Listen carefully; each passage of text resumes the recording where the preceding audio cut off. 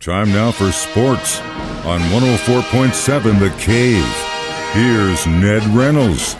Mike, the intern, Ned Reynolds, in the studio. It's Monday, and the big dance is finally here. Any surprises yesterday during Selection Sunday? Oh, no. Minimal at the very most. These selections really went pretty much as expected. In the men's division, Connecticut, Purdue, Houston, North Carolina, they are the top seeds.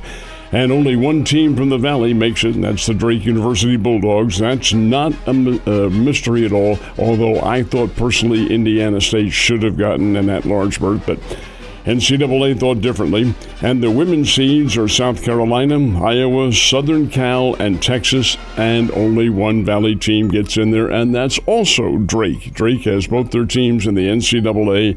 I really thought the Lady Bears should have had an at-large berth by the very nature of the championship game. The Lady Bears lost the game with a half a second to go, and Drake won it by 1. After having led by 16, the Lady Bears made a gallant comeback, had the lead, and then with 2.5 seconds to go, Drake had the ball and scored with a half a second to go. No question about it. It was a good goal. 76-75. I thought the Lady Bears played well enough to get in the tournament, but no. They did get a berth in the newly renamed WBIT. It was the WNIT, but the NCAA, which owns all of those tournaments, said, let's change that to the Women's Basketball Invitational. That'll unconfuse, if there is such a phrase, a lot of people.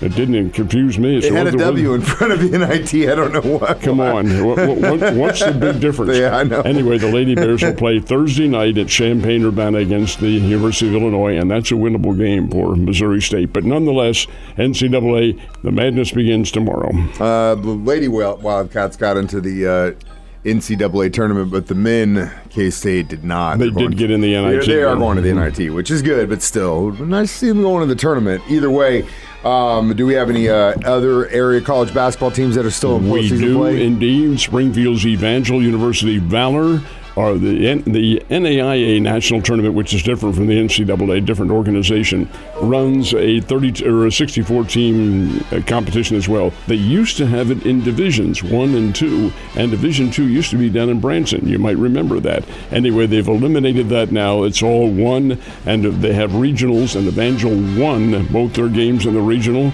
and now they head to Kansas City. And that's the round of 16, and that's where the national finals are held at the Municipal Auditorium up in Kansas City. College of the Ozarks, the Lady Bobcats knocked out of it, lost to Clark College, and Drury fell to Ashland, which is the number 1 team in America. So tomorrow night it begins all with the men's first 4, and they will play in Dayton, Ohio. So as they say every year this week, more vasectomies are scheduled than any time of the year, because then get to ice them up and watch nothing but basketball. So one of those appointments taking place this week. Well, the men have the first 4 beginning in Dayton. The second first 4, it's an 8-team competition. Play Wednesday night. The ladies begin theirs on Wednesday night and take it into Thursday, and then the whole dance, the 64 teams begin. It's a 68-team field, but 4 of them are eliminated after the first 4 days. So how's your setup? I've seen guys that have they'll wheel in 3 or 4 TVs into their living room, computers going live, scores, all that stuff. How do you do it? Yet. At the bar? Whatever happens to be on, and that's only half of viewership. Whatever's on at the bar. This weekend, the biggest cash prize of the season so far in golf. Who got that? Who got the dollars? Not just so far. It'll be it for the year. This is the TPC, the Tournament Players Championship. This is the tournament that many of the pros regard as the 5th major. It's really tough. They play it on Sawgrass down at Ponte Vedra, Florida. And Scotty Scheffler, who is the number 1 golfer in the world, came from way back in the field. He was as many as 8 strokes back, came back and won the thing, finishing with an 8 under par in the final round, overhauled the field, and that is a $4.5 million prize, $4,500,000. That's pretty good. So next up, of course, is the Masters. That's what they're all shooting for. The cash prize is not as much in the Masters.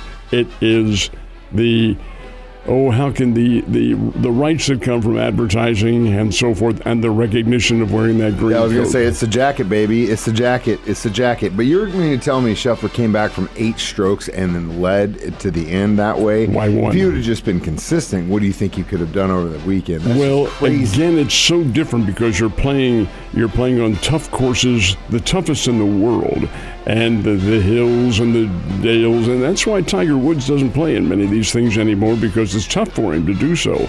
And the Masters is one of the toughest. But so is Sawgrass. They have that green that sits out in the middle of a lake, and you have to hit it or you're off in the water and so forth. And of course, most of the pros hit it right on the button.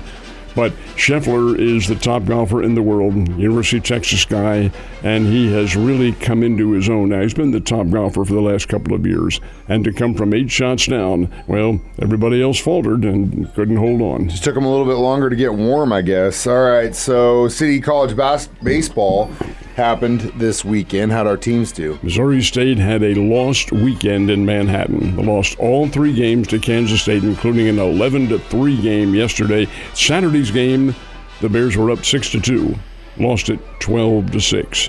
They're just not there yet. The Bears are not consistent on defense, not consistent with their pitching. They do hit the ball pretty well, but that's not going to carry you all the way. You've got to have all phases of the game, and Kansas State did and won all 3 games. The Bears do get K-State here in town a little bit later on this season. That'll be interesting to see, but hey, the schedule's rough. Next up will be a game tomorrow at Stillwater, playing Oklahoma State. Mm-hmm. And they are no slouches. No, they are not. They are not. Now, the Drury team played Missouri S&T from Rolla and split 4 games with them.